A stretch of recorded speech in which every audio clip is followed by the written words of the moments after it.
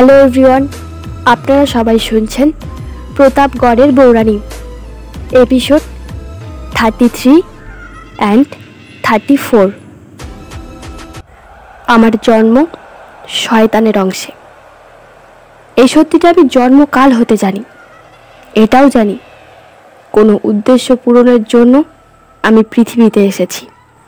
ছোট থেকেই এমন অনেক অতিলৌকিক শক্তি আমার ছিল, যা সাধারণ মানুষের থেকে আমাকে সম্পূর্ণ আলাদা করে দিয়েছিল। হিংস্র পশু, বিষধর প্রাণী বা পতঙ্গরা ছিল আমার খেলার সাথী, আর মাঝে মাঝে খেলার ফাঁকে আমার খাদ্য। উদর পূর্তির জন্য ছোট বাচ্চারা যে বয়সে মাতৃস্তন পান করে, সেই বয়সে আমি সদ্য মৃত পশুর বা মানুষের রক্ত পান করেছি। আজও সাধারণ মানুষের খাদ্য আমি গ্রহণ করতে অক্ষম। শরীর ধারণ ও শক্তি অর্জনের জন্য আমায় তাজা রক্ত আর কাঁচা মাংসের ওপর নির্ভর করতে হয়। হৈম, এই জগৎ আমাকে রাজেশ্বর রায়চৌধুরীর সন্তান, তার বংশধর হিসেবে জানলেও আমি জানতাম আমার জন্ম কাল ঔরসে হয়েছে। আমার যেদিন 15 বছর পূর্ণ হয়, সেদিন আমি আমার প্রকৃত পিতার সাক্ষাৎ লাভ করি। নিজের অজান্তেই গুপ্ততান্ত্রিকাচার পালন করে আমি নরকের দ্বার উন্মোচন করে তাকে পৃথিবীর মাটিতে নামিয়ে এনেছিলাম। সেদিন আমার কাছে সন্তুষ্ট হয়ে তিনি আমাকে তার শক্তির অর্ধাংশ দান করেছিলেন। সেই সঙ্গে আমার ভবিষ্যতে আমার চরম শত্রু আমার মৃত্যুর কারণের আগমনের সূচনা দিয়েছিলেন। নিজের মৃত্যুকে মারার জন্য আমি উন্মাদ হয়ে উঠেছিলাম। আমার নির্দেশে দিকে দিকে নরকের প্রহরীরা ছড়িয়ে পড়েছিল। তাদের রক্ত তৃষ্ণার শিকার হতে হয়েছিল অগণিত গর্ভবতী ও তাদের পরিবারকে। মৃত্যু পথযাত্রী মানুষদের আর্তনাদ, তাদের জীবন ভিক্ষার আবেদনের ধ্বনি হাওয়ায় হাওয়ায় ভেসে আসতো আমার কর্ণকুহরে। এসবই আমাকে আনন্দ দিত, আমাকে আত্মতুষ্টি দিত। নিজের শক্তির এমন ভয়াবহতা আমাকে বোঝাতো আমি কে, আমার ক্ষমতা কতটা। কিন্তু এত কিছুর পরেও আমি তোমার সঠিক সন্ধান পাইনি, জানতে পারিনি নির্দিষ্টভাবে কোন গৃহে তোমার জন্ম হতে চলেছে। এত ক্ষমতা থাকা সত্ত্বেও এটুকু সমস্যার সমাধান করতে না পারায় বিফল আক্রোশে ফুঁসতে থাকি। অবশেষে পথ পাই। সহস্র এক শিশুকন্যার বলি দিয়ে নরক দর্পণকে শুদ্ধ করে তাতে একটি নাম পাই ও একটি অস্পষ্ট অবয়ব পাই। নামটা ছিল তোমার পিতা হিরণ্যমাল্যবের, আর অবয়বটা ছিল। বিমোহিত হয়ে শুনছিলাম স্বামীর কথা। তাকে থেমে যেতে দেখতেই উৎকণ্ঠার সাথে জিজ্ঞাসা করলাম, কার অবয়ব দেখেছিলেন? তোমার। জানো, এক পলকে দেখেই মুগ্ধ হয়ে গেছিলাম।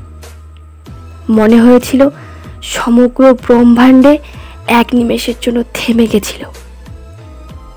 নিজেই নিজেকে প্রশ্ন করেছিলাম, একে তুমি মারবে কি করে বিজেন্দ্র? পারিনি তোমাকে মারবার সিদ্ধান্ত নিতে। নিজের ঘনিষ্ঠ কিছু প্রহরীকে পাঠিয়েছিলাম তোমার পৈতৃক ভিটেতে। ইচ্ছে ছিল তোমার গর্ভধারিণী সহ তোমাকে এখানে আমার নিজের কাছে তুলে নিয়ে আসবার।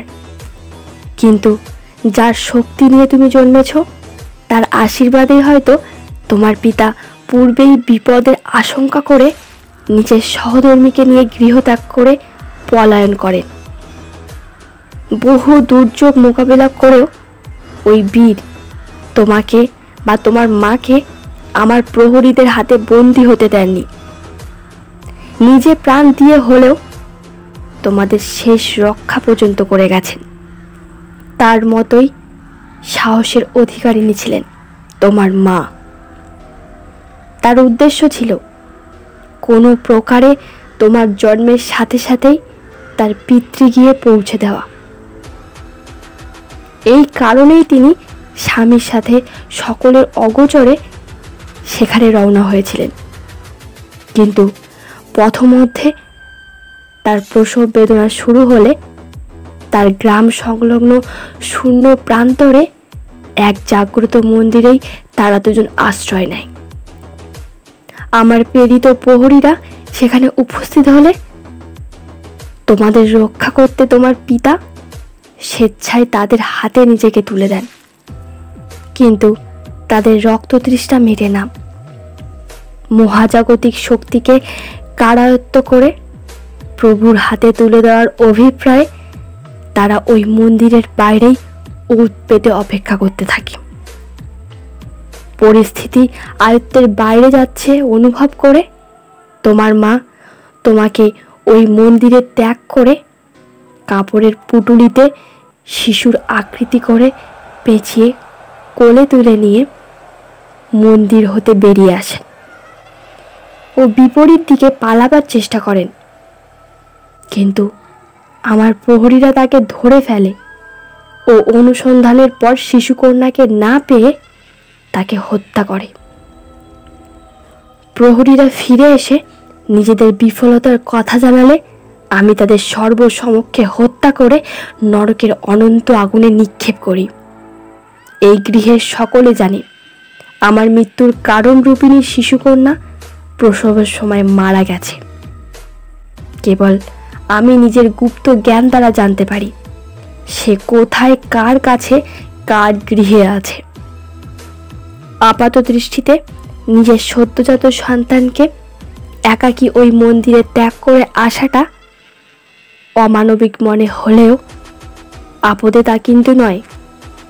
তোমার মামা শশীধর চক্রবর্তী, যে এই মন্দিরেরই পুরোহিত ছিলেন, তা তোমার মায়ের জানা ছিল। আর তাই তোমার বুদ্ধিমতী জননী ওই বালাজোড়া ও স্বহস্তে লিখিত এক পত্র তোমার মাথার কাছে রেখে গেছিলেন। পরদিন প্রাতঃকালে তোমার মামা প্রতিদিনের মতোই মন্দিরে এসে পূজা কার্যে রত হতে গেলে তোমাকে ও তোমার পাশে রাখা সামগ্রীগুলি দেখে আশ্চর্য হন। কিন্তু তোমার মায়ের লেখা সেই চিঠি পড়ে ও বোনের বিয়েতে নিজের পছন্দ করা বালাজোড়া দেখে তিনি সব বোঝেন ও নিজের গৃহে তোমাকে নিয়ে যান। তোমার মামিমা সব শুনে স্বামীর ওপর ক্রোধিত হলেও অবহেলা করে হলেও তোমাকে গ্রহণ করেন। একসাথে এতটা বলে স্বামী থেমে গেলেন। নীরবে এতক্ষণ ওর কথা শুনছিলাম। ও থেমে যেতেই বললাম, আপনি তো দেখছি আমার বিষয়ে আমার থেকেও বেশি জানেন। স্বামী কিছু বললেন না, কেবল নীরবে মৃদু হাসলেন মাত্র। বিস্মিত ঘোর গলা নেত্রে তার দিকে তাকিয়ে রইলাম খানিকক্ষণ। তারপর বললাম, সবকিছু জেনেও কেন আমাকে প্রাণে মারেননি আপনি? আর কেনই বা বিবাহ করে স্বেচ্ছায় আমাকে নিজের গৃহে নিয়ে এলেন? আপনার উদ্দেশ্য কি নরকপুত্র? আমার মুখে নিজের জন্য এই সম্বোধন শুনে স্বামী আগের মতোই মৃদু হাস্য মুখে তাকালেন আমার দিকে। একটা দীর্ঘশ্বাস ফেলে বললেন, সবকিছু জেনেও তোমাকে আমি হত্যা করিনি। তখন এটুকু তো তুমি বুঝতেই পেরেছ যে আমি তোমার অনিষ্ট চাই না। আর তাকে শেষ করতে না দিয়েই বেশ জোর গলায় প্রশ্ন করলাম, অনিষ্ট চান না? তাই কি তাহলে আগের ওই 6 জনের মতো আমাকেও বলি চড়িয়ে অসীম শক্তির অধিকারী হতে চান? কেন আমার অনিষ্ট না চেয়েও এভাবে বিবাহ করে এনে এই প্রেতপুরীতে বন্দি করে রেখেছেন। স্বামী চমকালেন না, তার সুগঠিত মুখের একটা পেশিও নড়ল না। মুখে স্মিত হাসি নিয়ে বললেন, এই কয়দিনেই অনেক তথ্য জেনে গেছে হৈম, তা বেশ, কিন্তু অর্ধ সত্য যে মিথ্যের থেকেও ভয়ঙ্কর হয়। এ বাড়িতে আমি একাই তোমার শত্রু নই হৈম। তোমার প্রাণ নেওয়ার হলে বহু আগেই নিতে পারতাম, কিন্তু পারিনি। হাজার চেষ্টা করেও নিজেকে তোমার ক্ষতি করবার জন্য এতটুকু রাজি করাতে পারিনি। একক সময় নিজের এই অভিশপ্ত জীবনের প্রতি ঘৃণা জন্মেছে। ঘৃণা করেছি নিজেকে শেষ করতে চেয়েছি, কিন্তু পারিনি। সাধারণ মানুষের মতো স্বেচ্ছামৃত্যু গ্রহণ করার আমার পক্ষে সম্ভব নয়। আমার দেহ অবিনাশী, কেবল তুমি পারো আমাকে মুক্তি দিতে এই দেহের কারাগার থেকে। জানো হৈম, শয়তানের সন্তান হলেও পৃথিবীর নিয়মকে ভাঙতে আমি পারিনি। প্রাপ্তবয়স্ক হওয়ার পর নিজের চাহিদা মেটাতেই বিবাহ করেছি, একবার নয়, বহুবার। কিন্তু তাদের মধ্যে কেউই দিন 15-র বেশি আমার সঙ্গে থাকতে পারেনি। কখনো আমার ভিতরের দানবীয় সত্তা তাদের শেষ করেছে, তো কখনো বাসন্তীর দুর্বিসন্ধি তাদের জীবিত নরকরাজের ভোগ বানিয়েছে। এই বাড়ির কলঘরে নরকের দ্বার খোলে, তা বোধহয় তোমার অজানা। ইতিপূর্বে এই কিছুক্ষণ আগেই আমার যে স্বরূপকে তুমি দেখেছিলে, সেই রকমই এক মূর্তি তুমি ওখানে দেখেছ, তাই না? জানো আসলে ওটা কি?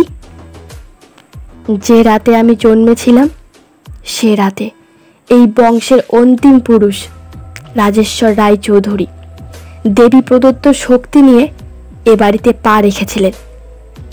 তার শক্তির সামনে আমার জন্মদাতাকে অবনত হতে হয়েছিল। চরম পরিণতির থেকেও বাঁচতে সেদিন তাকেও পালাতে হয়েছিল, কিন্তু পারেননি শেষ রক্ষা করতে। সূক্ষ্ম দেহে তার ওই কক্ষে নির্মিত দ্বার দিয়ে নরকে প্রবেশ করতে পারলেও স্থূল দেহ আটকে যায়, আর রাজেশ্বর রায়ের মন্ত্র বলে তা পরিণত হয় পাথরে। তবে সে যে পাথরের মূর্তির মতো, সে অচল নয়, তারও জীবিত দেহের মতো খাদ্য লাগে। তোমার আগের 6 জনের মধ্যে 4 জনই তার খাদ্যে পরিণত হয়েছে। এই কক্ষ বাস্তব পক্ষে আগে রাজেশ্বর ও তার স্ত্রী মানে আমার মানবী মাতার শয়ন কক্ষ ছিল। নিজের আরাধ্যাকে আহার জোগাতে রীতিমতো পরিকল্পনা করে বাসন্তী ওটিকে কলঘরে পরিবর্তিত করেছে, যাতে খুব সহজেই বিনা বাধায় রুদ্ধদ্বারের ভেতরে প্রস্তর মূর্তিরূপী নরকরাজ নিজের উদর ভরাতে পারেন। স্বামীর শেষ কথাটা রীতিমতো গায়ে কাঁটা দিল। রুদ্ধদ্বারের ভেতরে প্রস্তর মূর্তিরূপী নরকরাজ নিজের উদর ভরাতে পারেন, মানে ইতিপূর্বের বৌরানীরা শয়তানের খাদ্যে পরিণত হয়েছিল। চকিতে মনে পড়ল, এ বাড়িতে আসবার পর দ্বিতীয় দিন আমি নিজেই মূর্তিটির মধ্যে কিছু পরিবর্তন দেখেছিলাম। পাথরের মূর্তির রক্তাভ ঠোঁটের ফাঁক দিয়ে লালা ঝরার দৃশ্যটা চোখের সামনে ফুটে উঠতেই বুঝলাম স্বামী ভুল কিছু বলেনি, ওই মূর্তি সচল। আমিও তাহলে যে কোনো দিন, যে কোনো মুহূর্তে ওই পাথরের মূর্তির আকারে দাঁড়ানো বিভীষিকার আহারে পরিণত হতে পারি। কিন্তু তাহলে এতদিনে হয়নি কেন? এই প্রতাপগড়ের পৌরাণীদের মধ্যে একমাত্র আমিই মনে হয় 20 দিনের বেশি জীবিত আছি। নিজের মনেই কথাগুলো ভাবছিলাম। ঘোর ভাঙল স্বামীর হাসির শব্দে। চমক ভেঙে তার দিকে তাকাতেই দেখলাম তিনি হাসছেন আমার পানে চেয়ে। আমার মুখের দিকে তাকিয়ে তিনি হাসি থামিয়ে বললেন, হৈম, নিজের অস্তিত্বটাকে তুমি নিজে অস্বীকার করতে পারলেও আমরা কেউ পারি না। তোমার এই বাড়িতে প্রথম পা রাখার পর থেকেই তোমার অন্তর্নিহিত শক্তির হদিশ এই বাড়ির চেতন অচেতন সকলেই পেয়ে গিয়েছে। পিসিমা তোমাকে প্রথম দেখেই আমাকে সতর্ক করেন। আচ্ছা, তোমার কি মনে আছে প্রথমবার তোমাকে দেখে বাসন্তী কিভাবে তাকিয়েছিল? স্মৃতির চোরাগলি হাতড়ে ফিরে গেলাম সেই দিনটায়, যেদিন আমি প্রথমবার এ বাড়িতে পা রেখেছিলাম। মনে পড়ল পিসি শাশুড়ি পেছন পেছন বাসন্তী আমার জন্য খাবারের থালা এনে ঘরে ঢুকতেই আমাকে দেখে কেমন হতভম্বের মতো বিস্ফোরিত চোখে আমার দিকে তাকিয়েছিল। স্বামীর কথাগুলো যে কতটা সত্যি তা অনুভব করলাম নিজের মনে। আর সাথে সাথেই মনে এক প্রশ্নের উদ্রেক হলো। একটু ইতস্তত করে তাকে জিজ্ঞেস করলাম, আচ্ছা, তাই যদি হয় তবে বাসন্তী আর পিসিমাও আমাকে শত্রু মনে করে, তাহলে তারাই বা কেন আমার ক্ষতি করেনি এখনো? এবারে কিন্তু স্বামীর হাস্যোজ্জ্বল মুখের হাসি মিলিয়ে গেল, বরং তার পরিবর্তে দেখলাম তার মুখে চোখে ক্রোধের আগুন জ্বলে উঠল। আমার দিকে তাকিয়ে বেশ কড়া গলায় বললেন, এমন ভুল ধারণা নিয়ে থেকো না হৈম। একমাত্র আমার ভয়ে ওরা তোমার কোনো ক্ষতি করতে পারেনি, তা না হলে ওরা এতদিনে তোমাকে হত্যার ছক কষে ফেলত। একটু থেমে তিনি পুনরায় বলে উঠলেন, হৈম, তুমি এখনো নিজের শক্তির সাথে পরিচিত হওনি। এখনো তোমার ভেতরের সুপ্ত অবস্থায় থাকা শক্তির পরিপূর্ণ রূপের সাথে এখনো তোমার পরিচয় ঘটেনি।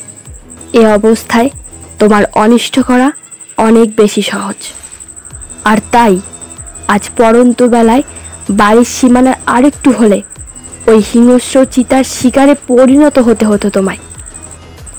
আমি চমকে ওর দিকে তাকালে তিনি সম্মতিসূচক মাথা নাড়ালো ও মুখে বললেন, হ্যাঁ হৈম, ওই পশুকে সম্মোহিত করে তোমাকে হত্যার জন্যই এই বাড়ির চৌহদ্দির মধ্যে আনা হয়।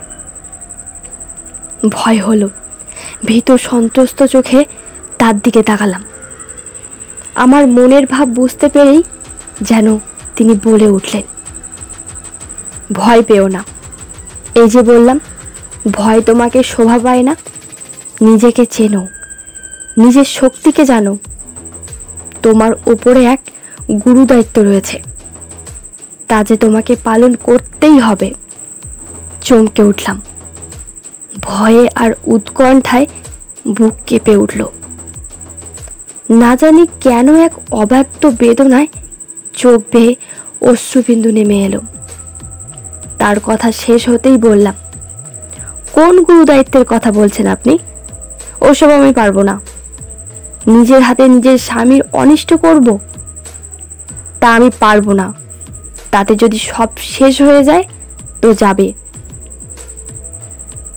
আমি বেঁচে থাকলে সৃষ্টির বিনাশ হবে হৈম। জগতে জীবিত প্রাণী আর থাকবে না।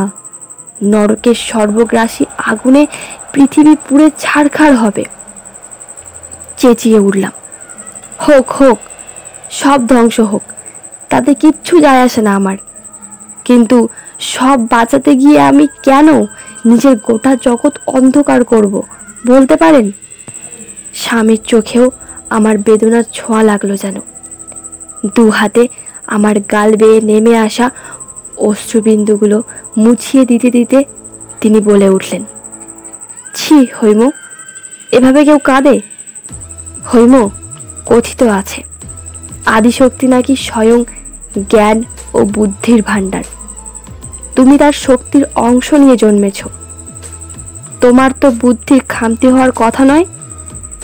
দেখো হৈম, আমিও আমার এই অভিশপ্ত জীবনের ভার বহন করতে করতে হাঁপিয়ে উঠেছি।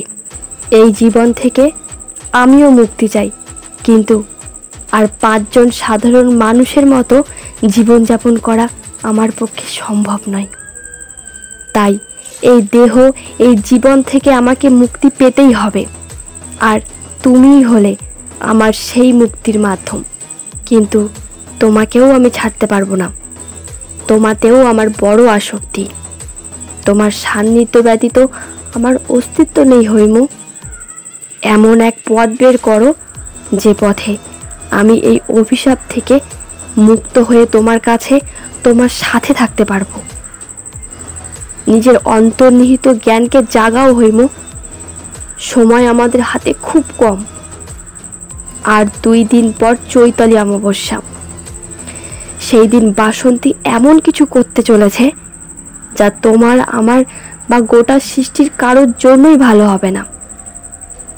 2 দিন পর চৈতালি অমাবস্যা, মানে হাতে আর সত্যিই সময় নেই। আর এই সামান্য সময়ের মধ্যেই যা করার করতে হবে। কিন্তু আমি তো এখনো কিছুই জানি না নিজের শক্তি সম্বন্ধে। ব্যাকুল কণ্ঠে স্বামীকে বললাম, আপনি পারেন না এর প্রতিকার করতে? আমি তো নিজের বিষয়ে কিছুই জানি না। কিন্তু আপনি তো শুরু থেকেই নিজের শক্তির বিষয়ে সব কিছুই জানেন। তাহলে? একটা দীর্ঘশ্বাস ছেড়ে মাথা নেড়ে স্বামী বললেন, হয়তো পারি, কিন্তু আমার একার শক্তিতে এই বিপদ আটকানো যাবে না। আমি হয়তো ঠেকিয়ে রাখতে পারবো, কিন্তু তুমি যদি নিজের সম্পূর্ণ শক্তি দিয়ে আঘাত না করো, তবে কোনোভাবেই এর সমাধান হবে না। সন্ত্রস্ত স্বরে জিজ্ঞাসা করলাম, ঠিক কি হতে চলেছে ওই দিন? দীর্ঘ 45 বছর পর নরকের দ্বার উন্মোচিত হবে। রাজেশ্বর রায়চৌধুরীর সাধন শক্তির অবসান হবে সেই দিন। ঠিক যে তিথি নক্ষত্রের সমাহারে 45 বছর আগে আমি জন্মেছিলাম, সেই একই তিথি নক্ষত্রের মেলবন্ধনে তৈরি হতে চলা রাজ্য নরকের শক্তি দ্বিগুণ করে তুলবে। নরকরাজের স্থূল দেহের সাথে সূক্ষ্ম দেহের মিলন হতে যে পূর্ণতা পাবে, আমিও আমার মানব রূপ চিরতরে হারিয়ে ফেলে দানবীয় রূপ ধারণ করব। আর বাসন্তী, তোমাকে ছলে বলে কৌশলে যেভাবে হোক হত্যা করবে। তোমার রক্ত নরকের আগুনে উৎসর্গ করে নিজের হারানোর শক্তি ফিরে পাবে। তার কথাগুলো চুপ করে শুনছিলাম। বিপদ যে শিয়রে দাঁড়িয়ে আছে তার বলার অপেক্ষা রাখে না। এর থেকে মুক্তির উপায় কি, এখন সেটাই খুঁজে পেতে হবে। মনে মনে আগামী সংঘর্ষের জন্য নিজেকে প্রস্তুত করতে লাগলাম। আমাকে এমন চুপ করে থাকতে দেখে স্বামী আমার ডান হাতটা নিজের 2 হাতের বেষ্টনীতে নিয়ে বললেন, চিন্তা করো না, আমি থাকতে কেউ তোমার স্পর্শ করতে পারবে না। নিজের সম্পূর্ণ শক্তি দিয়ে আমি তোমাকে রক্ষা করব হৈম। এর আগেও প্রতিবার চেষ্টা করেছি, কিন্তু পারিনি তাদের রক্ষা করতে। কিন্তু তোমাকে আমি কোনো মূল্যেই হারাতে পারবো না। জানো, প্রতি রাতে আমার নিজের দানবীয় রূপে পরিণত হয়ে যখন শিকারের সন্ধানে বেরিয়ে তোমার ঘরের সামনে আসি, তখন মানব দেহের টাটকা মাংস, রক্তের গন্ধে আমার পাশবিক সত্তা উন্মত্ত হয়ে ওঠে। কতবার ভেবেছি দরজা ভেঙে ভেতরে ঢুকে আক্রমণ করি, কিন্তু যতবার তা করতে গেছি ততবার আমার ভেতরের সুপ্ত মানব রূপ আমাকে বাধা দিয়েছে, পথ রোধ করেছে। আমার নিজের সাথেই নিজের ঘোর সংঘর্ষ করেছি প্রতিনিয়ত। হৈম, বাইরের শত্রুর সাথে লড়া সহজ, কিন্তু যে শত্রু নিজের ভেতরে বাসা বেঁধে রয়েছে তাকে আমি হারাবো কি করে? কি করেই বা ঠেকিয়ে রাখবো বলো তো? সামনে বসা এই পুরুষ, যে কিনা সম্পর্কে আমার স্বামী, আবার আমার সব থেকে বড় শত্রু, আজ তার মুখেই তার জীবনের সব থেকে বড় বেদনার কথা শুনলাম। করুণা হলো বলবো না, কারণ যাকে ভালোবাসি তাকে করুণা করে কিভাবে, কিন্তু ওর দুঃখে দুঃখী হলাম। এত শক্তির অধিকারী হয়েও যে নিজের কাছে নিজে হেরে বসে আছে, তাকে ঘৃণা করা আমার পক্ষে সম্ভব নয়। ধরা গলায় তাই তাকে বলেই ফেললাম, এভাবে লুকিয়ে চুরিয়ে আর কতদিন থাকবেন? দানব হোক বা পাশবিক, সেই রূপ ও সত্তা আপনার সাথে জড়িত। আপনি আমার স্বামী, আপনার সব রূপই আমার কাছে গ্রহণীয়, তা সে যত ভয়ঙ্করই হোক। তাই আর কোনো ভয় বা সংকোচ না রেখে নিজের সম্পূর্ণটা নিয়ে আমার কাছে থাকুন। আজ রাতে আপনি এই কক্ষে আমার সাথেই থাকবেন। ভালো মন্দ যা হবে তার দায় আমার, আর তার জন্য আমি তৈরি।